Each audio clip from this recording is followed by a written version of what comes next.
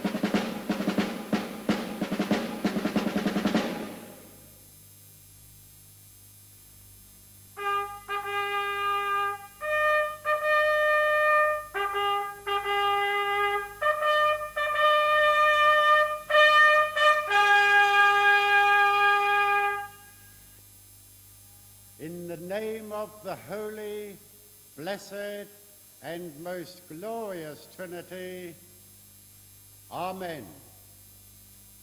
We, Athelstan, King of all Britain, do render most humble thanks to Almighty God for the overwhelming victory granted to our arms at Brunanburg, where the vain glory and impious perfidy of the Vikings was wholly checked and overthrown.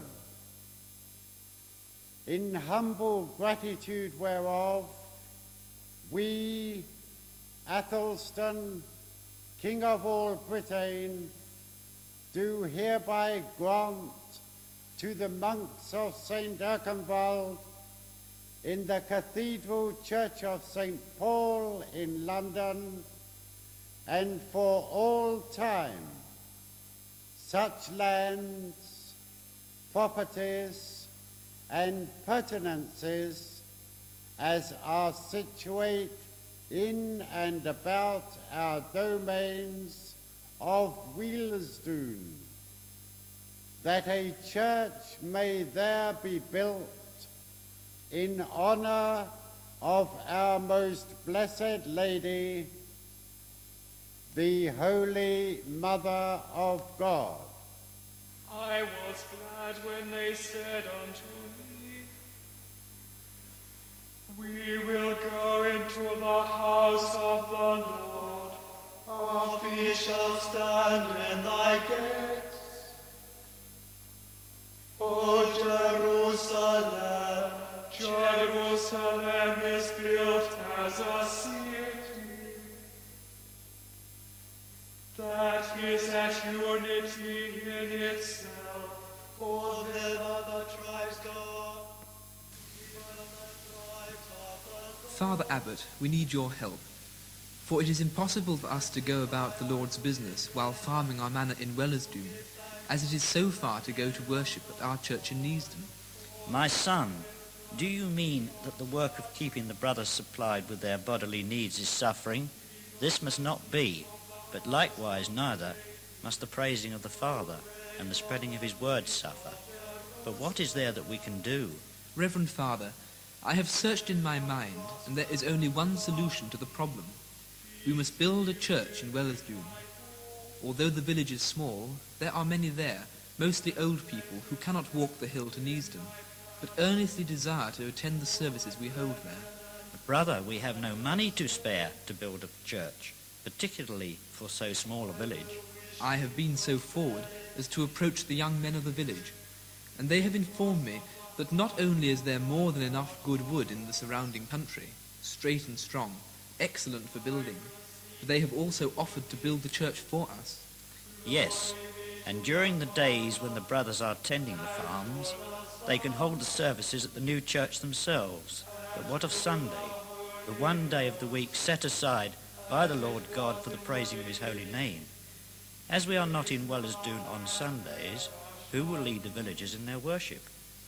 Reverend Father, cannot one of the brothers travel there early in the morning to continue the Lord's work? It is a good plan. I am pleased with your idea.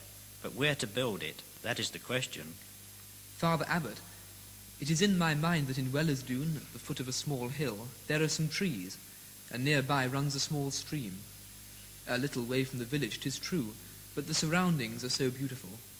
Father, if we build a church here, it may well in future years have much to tell of this land.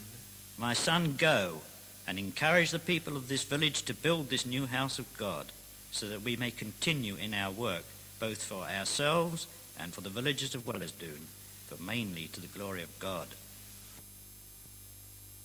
Before the ending of the day, Creator of the world, we pray, that with thy wonted favor thou wouldst be our God and keeper now. From all ill dreams defend our eyes, from nightly fears and fantasies. Tread underfoot our ghostly foe, that no pollution we may know. O Father, that we ask thee done, through Jesus Christ, thine only Son, who with the Holy Ghost and thee doth live and reign eternally.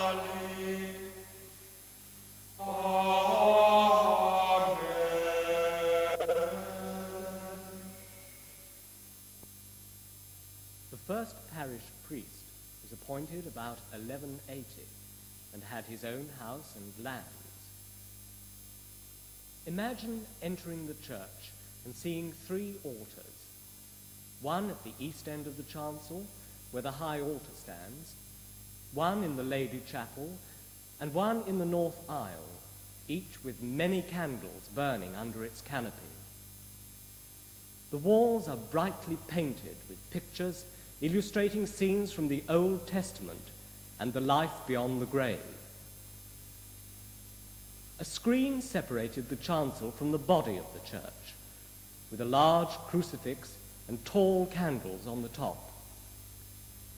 The records also tell us of the service books, all handwritten and emblematically illustrated, with books for priest, choir, and people.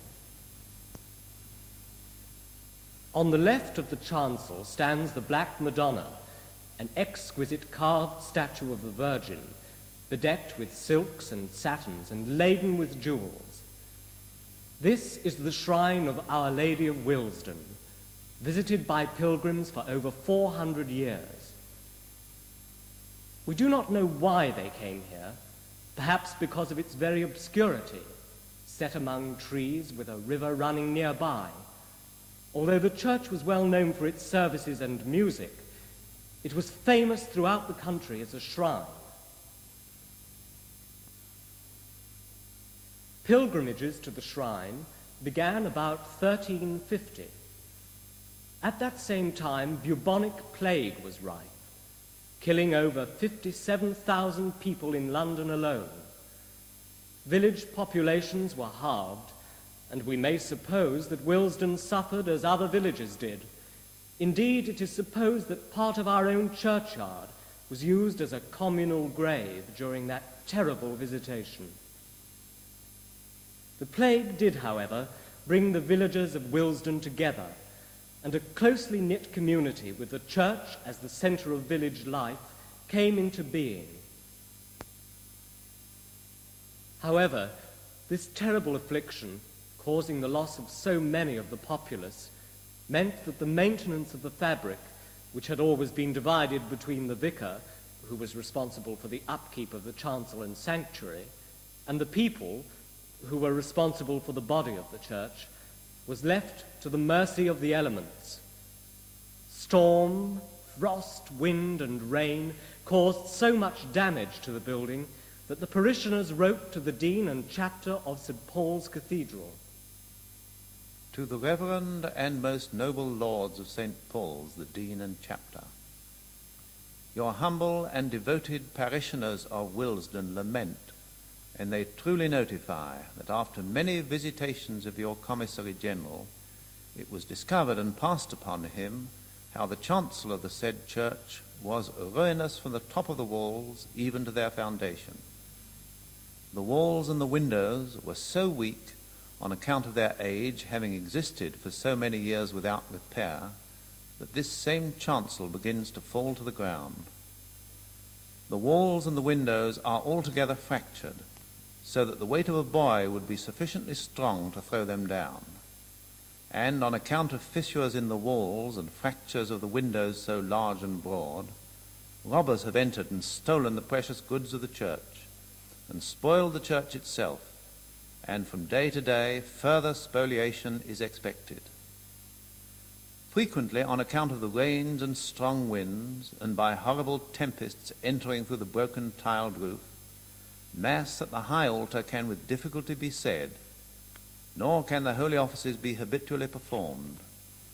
And what is worse, the owls and crows and jackdaws and other birds, both by night and day with their feathers and dung spots, defile every altar and all other places in the church, which truly is absurd and very grievous both to hear and see, to the great prejudice and loss of the said parishioners, and to the scandal and great reproach of those who are bound to remedy these defects, which at the time of the visitation no attempt was made to remedy.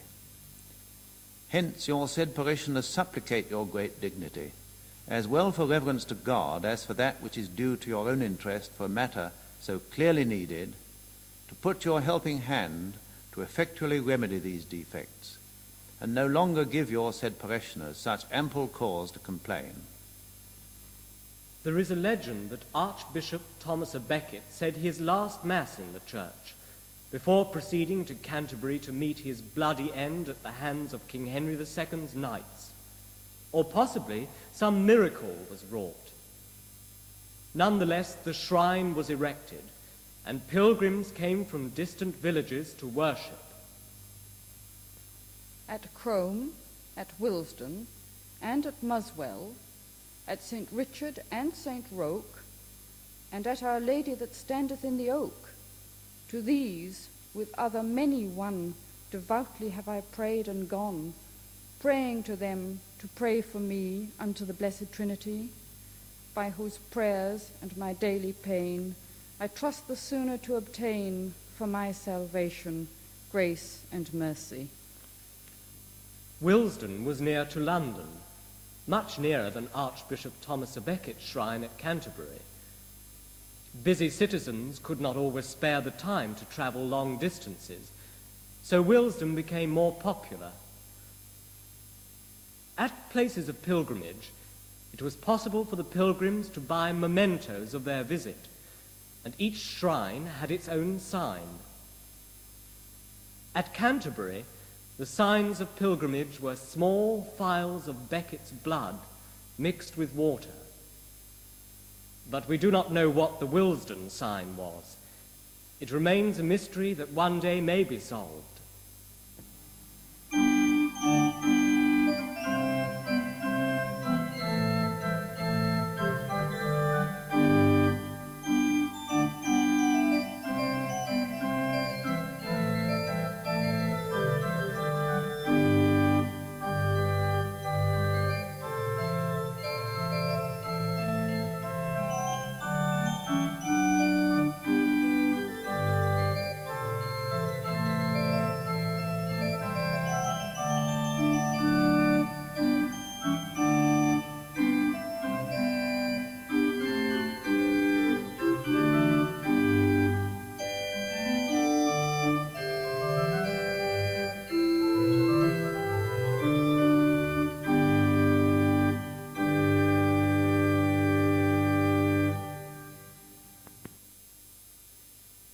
When Henry VIII, with Cardinal Wolsey's support, divorced Catherine of Aragon, he was excommunicated by the Pope. This was the beginning of the Reformation in England. By royal decree, Henry was declared to be the head of the church in England and ordered the dissolution of all monasteries. He also ordered that all church plate be given to the king's exchequer.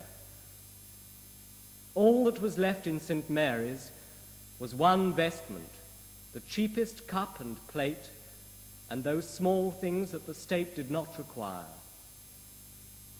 Thus, church services became simple, and the worship of images became unacceptable to the learned persons of the time. Sir Thomas More called the shrine heretical and criticized it bitterly. William Tyndale said, Our Lady of Willesden, pray for me. Some which reckon themselves no small fools, write them rolls of half an hour long to pray after that manner. In 1535, Thomas Cromwell, Vicar General and Commissary in causes ecclesiastical, sent a certain Richard Moores on an official visit to Willesden. Stepping into the church, his eye was immediately drawn to the Madonna, with 5 people praying before her. Please it your maestership to understand that yesternight, late, we came to Willesden, whereas we begin this morning to dispatch our business. With many other vanities, they have there an image of Our Lady in robes sarcent and with stones, with a veil withal of lace embroidered, with pearls and other precious jewels, and gold and silver. There is an icon screen both before and behind, with canopy and hangings beside divers clothes, and sticks for candles and offerings of fine account for such a church. The image is most certainly abusive, with much superstitions, many people coming to it from Kilburn and Paddington and the neighbourhoods. Yea, even at our coming, there were 5 folk praying before it, 2 old men and a woman and child, and one that had brought an offering of flowers, who when we did examine, touching the idolatrous worshipping of the image, she did say that the flowers were for the altar of the church, with many other vanities. We did strip the image, which we found to be of wood, in colour like ebon of ancient workmanship. Only the upper part is thoroughly plated o'er with silver. With my slow writing, I beseech you to take no displeasure. written in haste by your own assured bedesman, Richard Moores.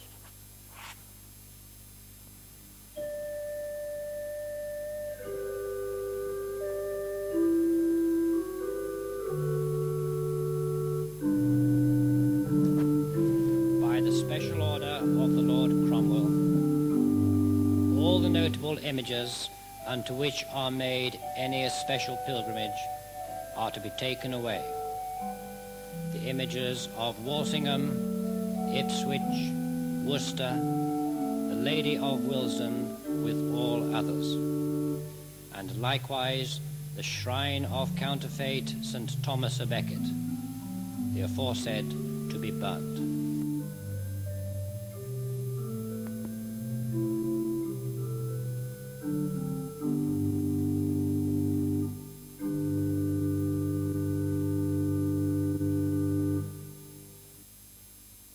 William Garrard, the parish priest of the day, was heavily fined by Henry VIII on account of an idolatrous image having been found in his church, and subsequent rectors had to pay a fine of 28 shillings and sixpence each year and 13 guineas at their induction.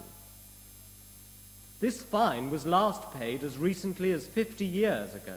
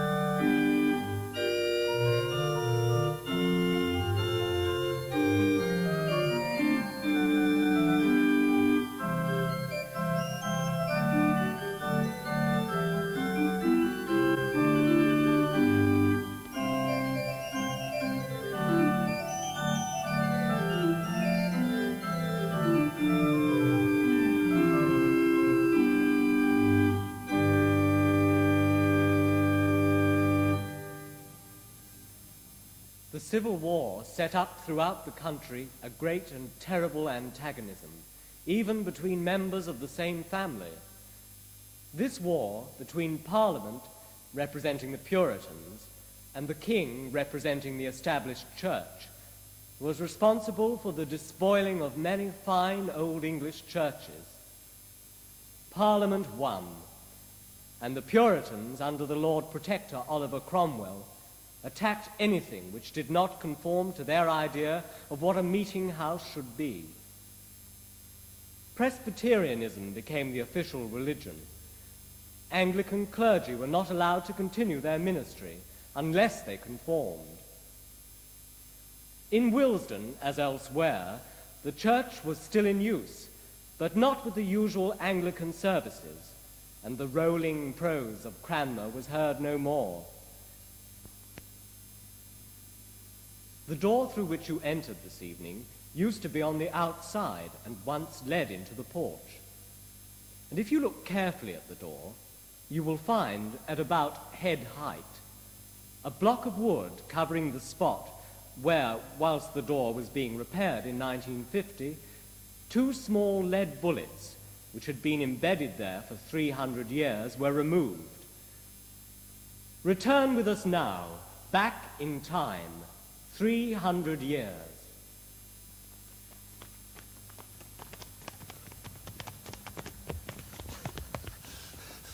There he goes. After him.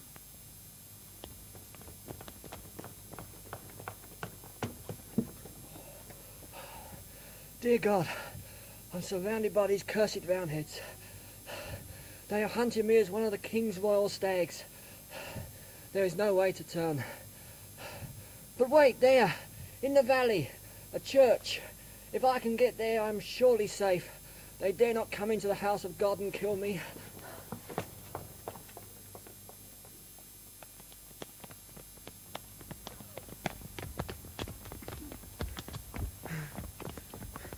Captain, he's making for the old church.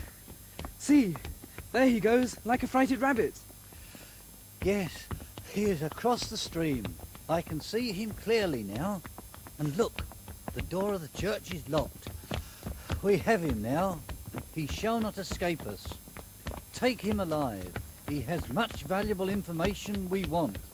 But sir, he is still fully armed. He has not fired a shot at us yet. Very well, but shoot only if he fires first. Ho, sirrah! Stand where you are. You are surrounded and cannot escape. Damn you, and your high and mighty Cromwell. But you will not take me alive, and may I rot in hell if I do not take 2 of your men with me. To cover, men. He has drawn his pistols. Sirrah, throw down your guns, or you die where you stand. If I die for God and King Charles. Take that for him. Long live King Charles.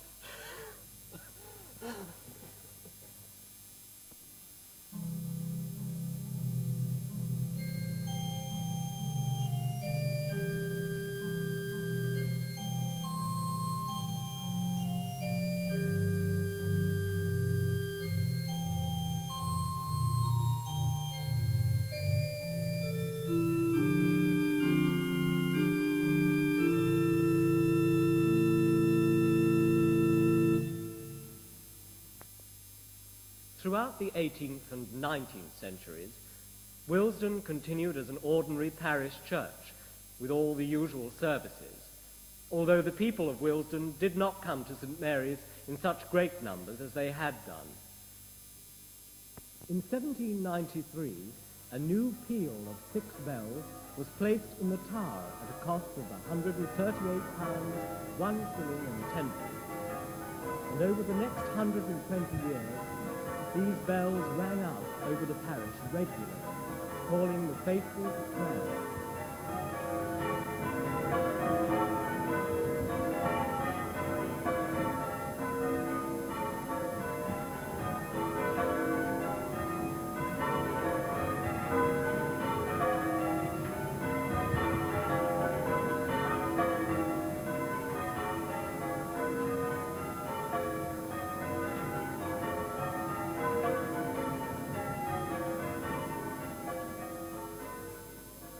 It was these bells that Jack Shepherd heard, tolling for his mother's funeral.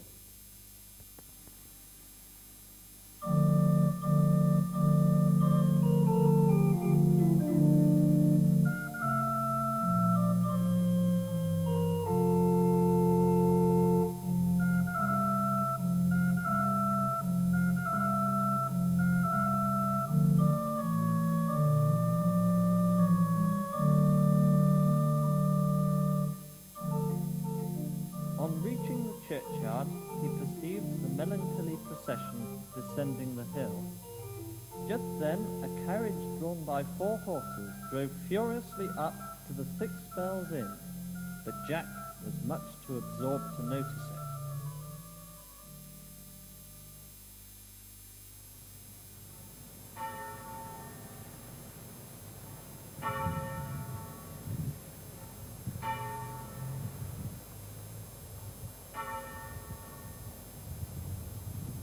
At this moment, the bell began to toll in a peculiar manner, announcing the approach of the corpse. The coffin was brought into the churchyard. That believeth in me, though he were dead, yet shall he live. And whosoever liveth and believeth in me shall never die. Slowly the funeral procession approached the grave. A slight rain was falling, and a few leaves, caught by the wind, whirled around. Jonathan Wild, the thief-taker, mixed with the group. Sure of his prey, he bided his time. Yet in my flesh shall I see God, whom I shall see for myself, and mine eyes shall behold and not another. The clergyman, meanwhile, proceeded with the service, while the coffin was deposited at the brink of the grave. That we can carry nothing out, the Lord gave, and the Just Lord as the has attendants taken were away. preparing to lower the Blessed corpse into be the the grave, name Jack of the fell on Lord. his knees beside the coffin, uttering the For wildest not exclamations as of it grief, has pleased reproaching God himself with the murder of his mother, and invoking the vengeance of heaven upon his own head. A murmur ran through the assemblage, by several of whom Jack was recognized. But such was the violence of his grief, such the compunction he exhibited, that all but one looked with an eye of compassion. That person advanced towards him. I have killed her. You have, and you're now my prisoner. Jack started to his feet, but before he could defend himself, his right arm was seized by Obadiah Lemon, the Jew, who had silently approached him. Hellhound, release me! Wretch, are you not content with the crimes you have committed, but you must carry your villain to this point? Look at the poor victim at your feet. Drag the prisoner along. Thames, meanwhile, had drawn his sword and was about to rush upon Wilde, but was withheld by Wood. Do not shed more blood. You shall not harm. I knew his poor mother, and for her sake I will not see this done. Live on the giant, and now let us see who dare to oppose me. I am Jonathan Wilde, and I have arrested him in the King's name.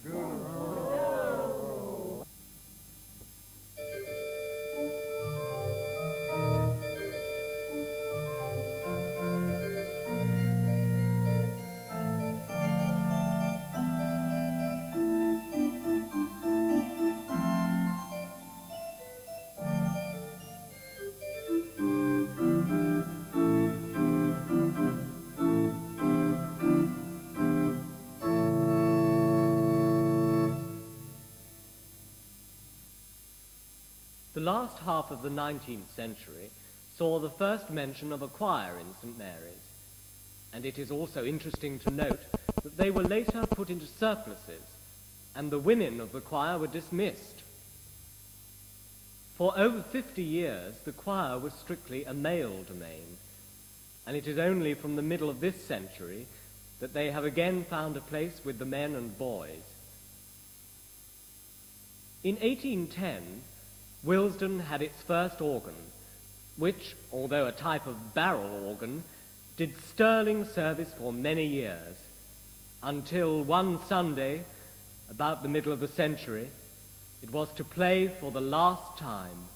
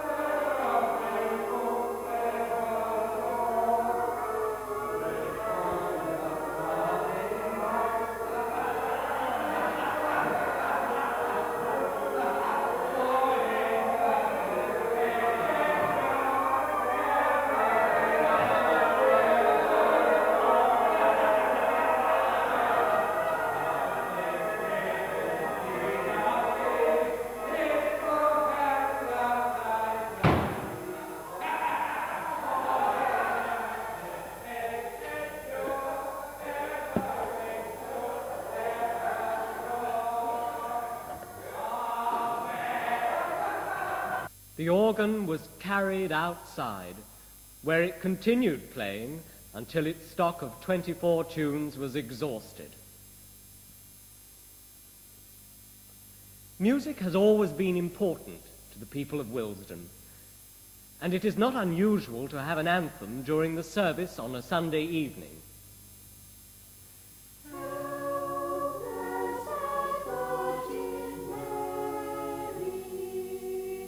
For so it is me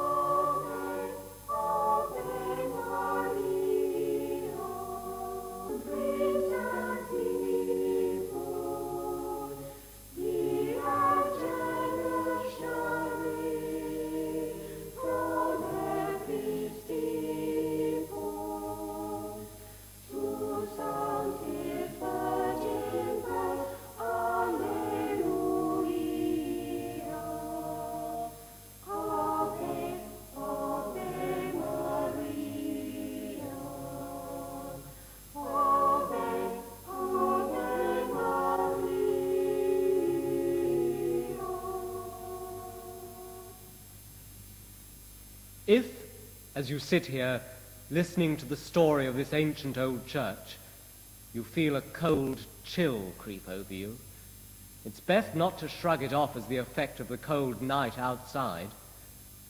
It may well be that you are sitting near the chapel of St. Catherine, and if this is so, you may see, walking through one of the doors of the chapel, one of the many ghosts of St. Mary's.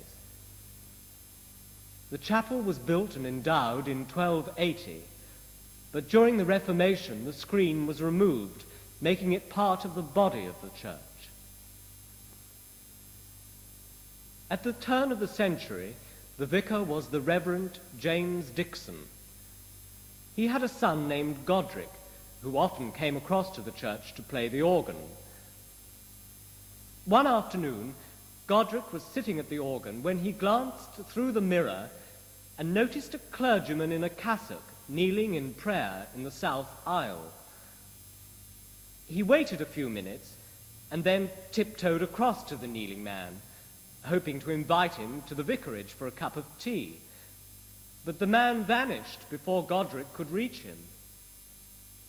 Some weeks later, the vicar saw the same apparition.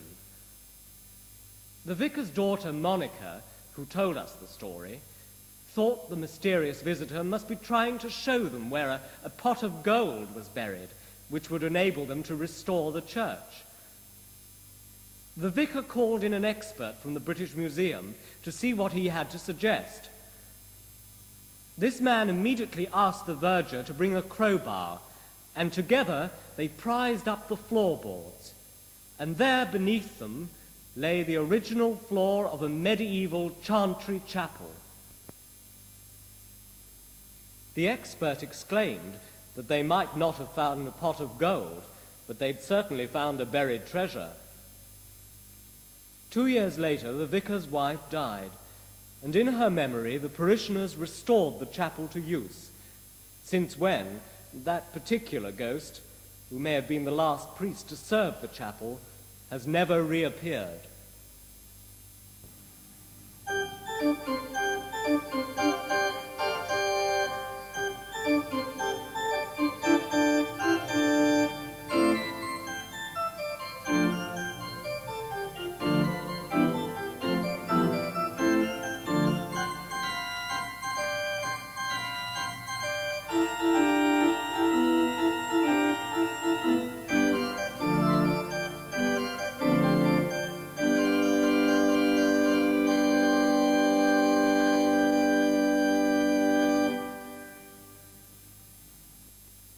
Her face was sunshine, and her voice was melody.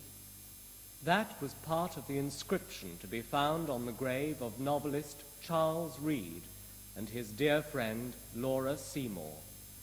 Charles Reade often visited Miss Seymour, and doubtless wrote parts of his most famous novel, The Cloister and the Hearth, in Willesden. Another author buried in the churchyard is Dinah Maria Mullock, later Mrs. Craik, who wrote many Victorian children's stories. Although the churchyard has changed, its walls enclose a welcome haven of peace in this noisy age. How many people wandering through the churchyard have stayed to think about the lives of the people who are remembered only by fading names on eroding tablets? What material for men of literature! The thoughts of the past are expressed in the words of Sir John Betjeman. In Willesden Churchyard, come walk with me, my love, to Neasden Lane.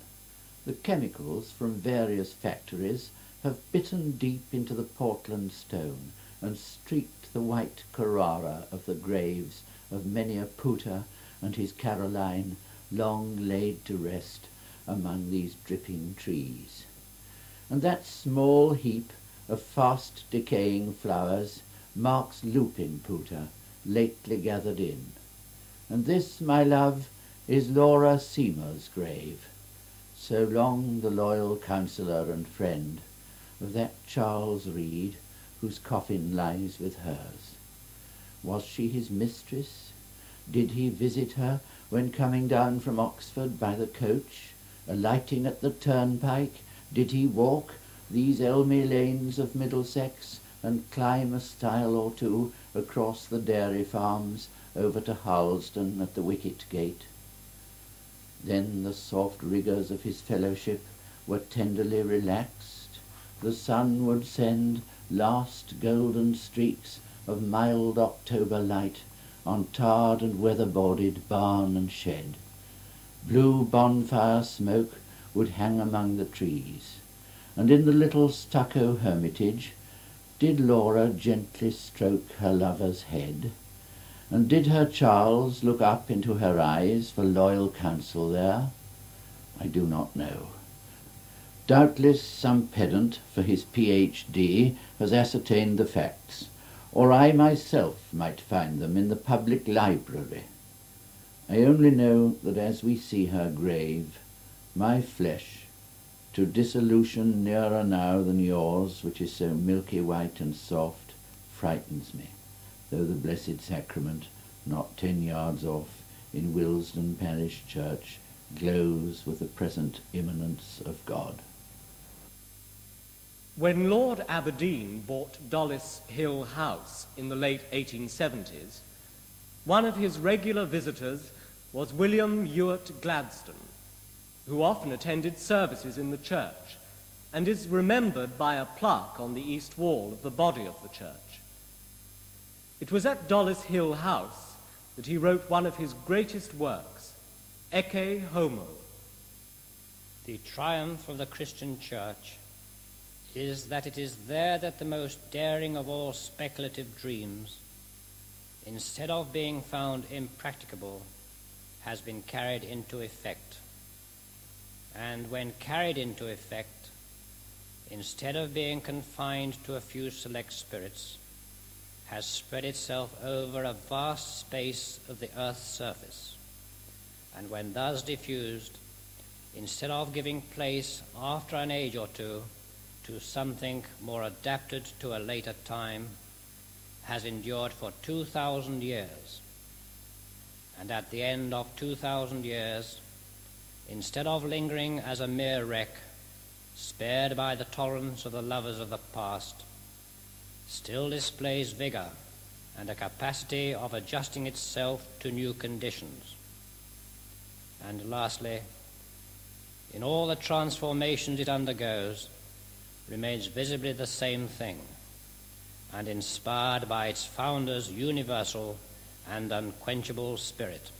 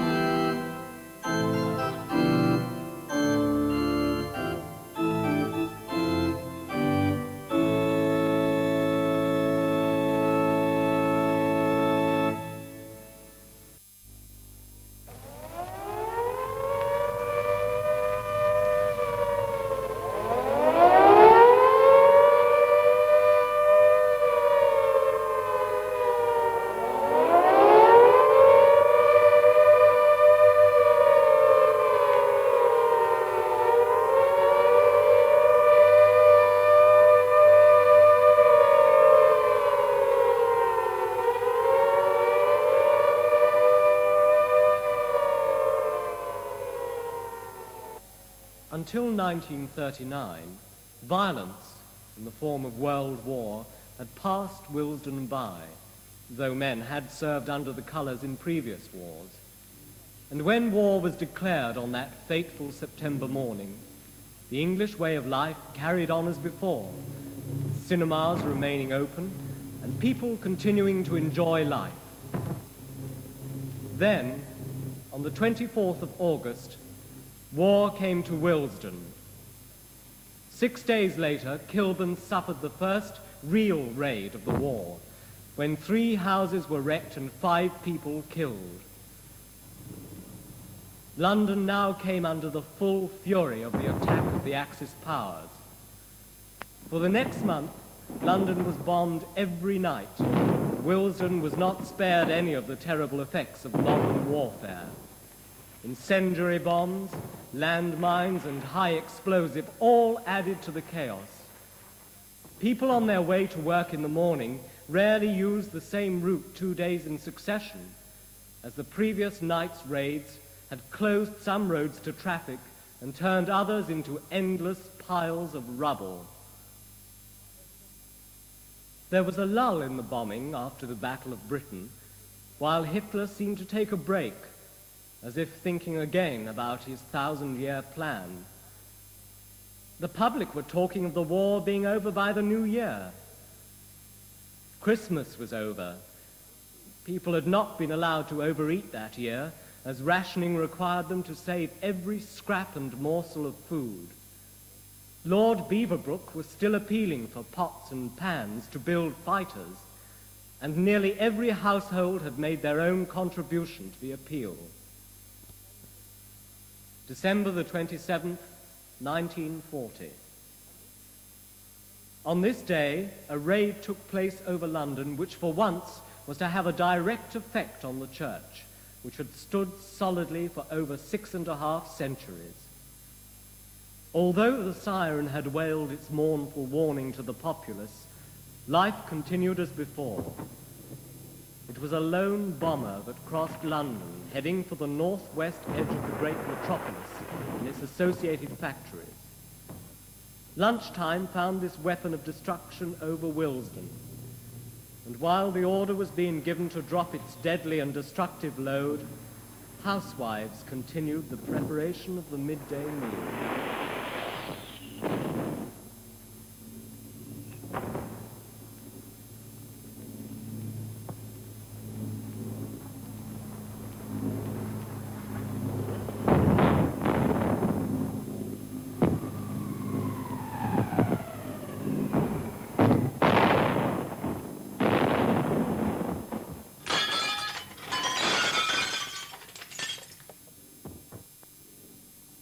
The east window of the church had been shattered by the force of the explosion, reminding those who passed that war was no respecter of the house of God.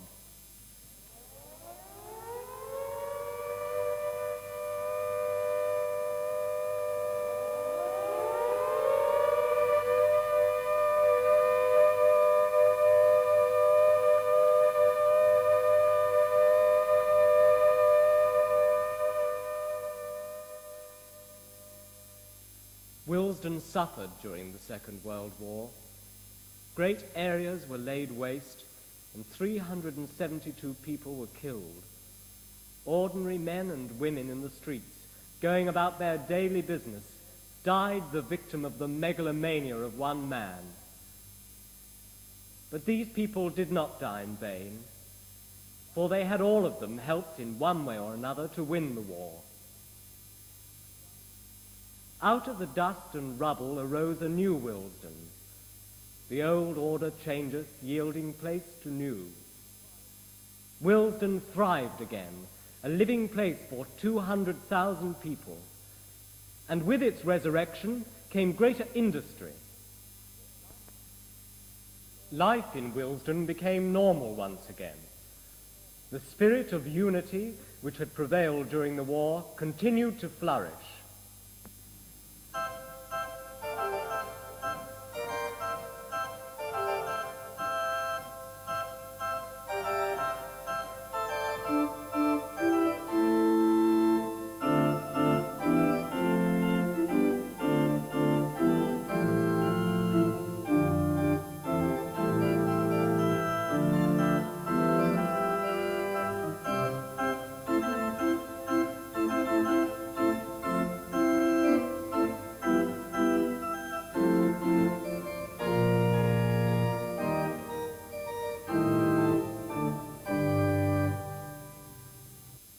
The Church of Willesden continued to serve its people, but it was in dire need of repair.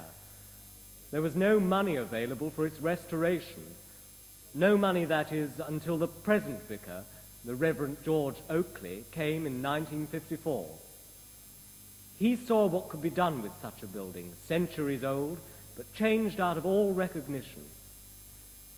The Victorians had lavished much care on their old parish church, but had made it conform to their ideals.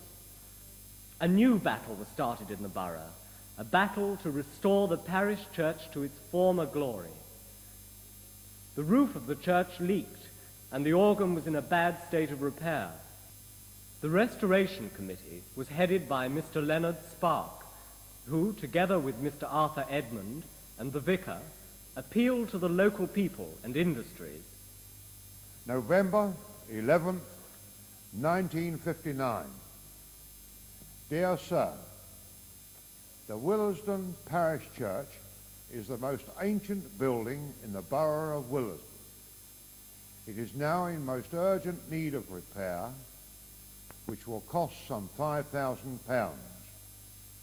Lord Ivy, chairman of Messrs. Arthur Guinness and Son Limited, has very kindly offered to sponsor a fund to raise the sum required and to donate £1,000. No public appeal has yet been made because the committee believe that in inviting others to join Lord Ivy and the Guinness Company to sponsor this fund, they would and should be in a position to all but guarantee success of the appeal yet to be launched. The Dean of St. Paul's has approved that a suitable plaque be erected on the wall of the church setting out the names of the sponsors, and we also intend to prepare a vellum book to be called the Book of Benefactors, to record for future generations the names of the sponsors together with the names of those who contribute to this appeal, and to acknowledge all the recent efforts which have been made to restore this ancient church. If the appeal should be successful, as we confidently trust it will be, we propose to hold a special service of thanksgiving in the church, which will be attended by Her Majesty's Lieutenant of Middlesex, Sir Frederick Handley Page, the Bishop of London, the Dean of St. Paul's, and the Mayor of Willesden. You will, I am sure, appreciate that no publicity can be given to this letter until the sponsors of the effort can be assured of complete success. Yours truly, Leonard Spark. Not only did Mr. Spark's letter bring in £5,000, but the appeal went on to reach £20,000, making it possible to restore the building completely, both inside and out.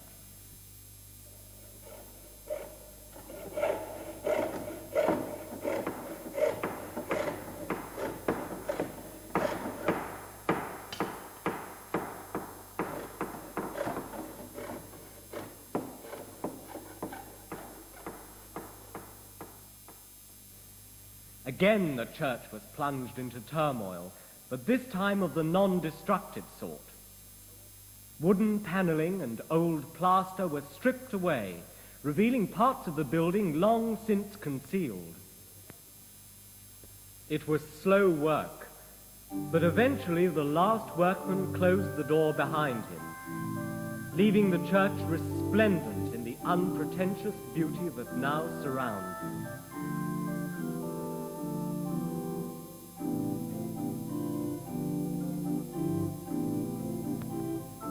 We have been here for over 1,000 years, steadfast against wind and rain, war and peace, glut and famine.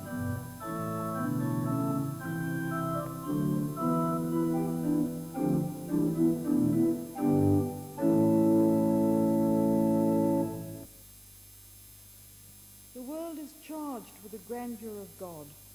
It will flame out like shining from shook foil. It gathers to a greatness like the ooze of oil crushed.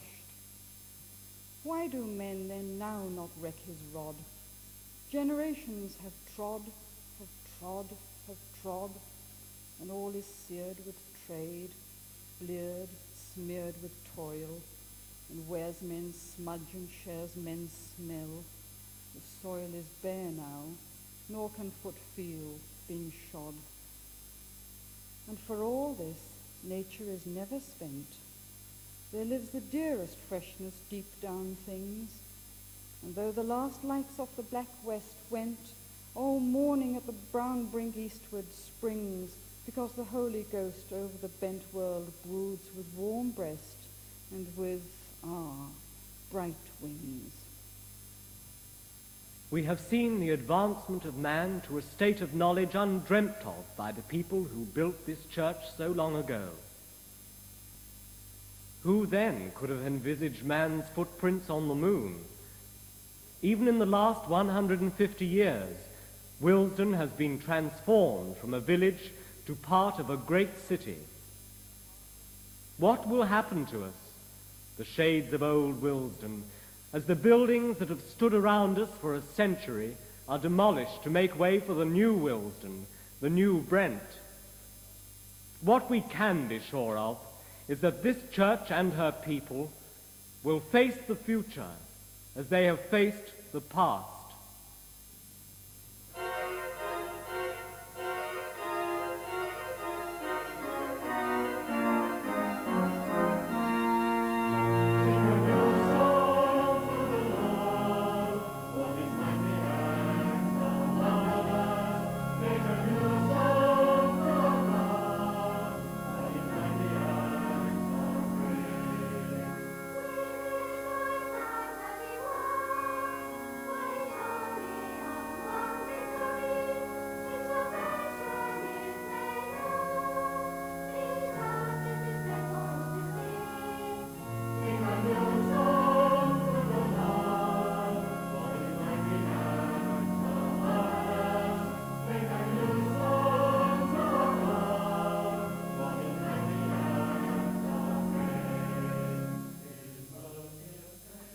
Before the Reformation, for 300 years, this ancient church housed the shrine of Our Lady of Willesden.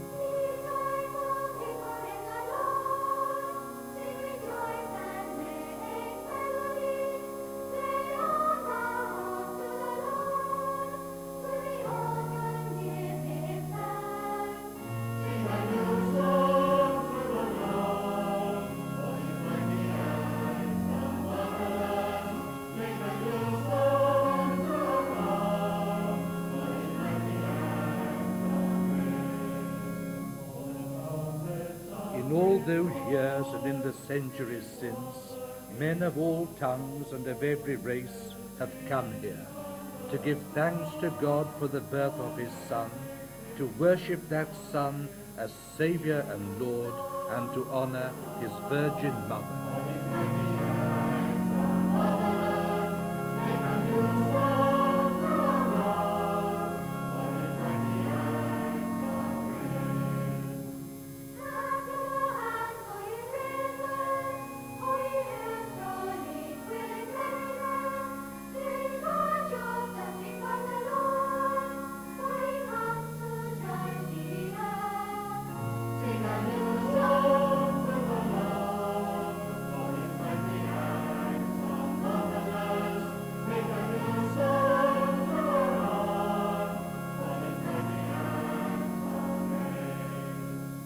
Therefore do thou likewise, whosoever thou art, that visitest this ancient sanctuary, ponder on thy mortality, and consider thine end, that he who died for thee may one day bid thee enter heaven itself.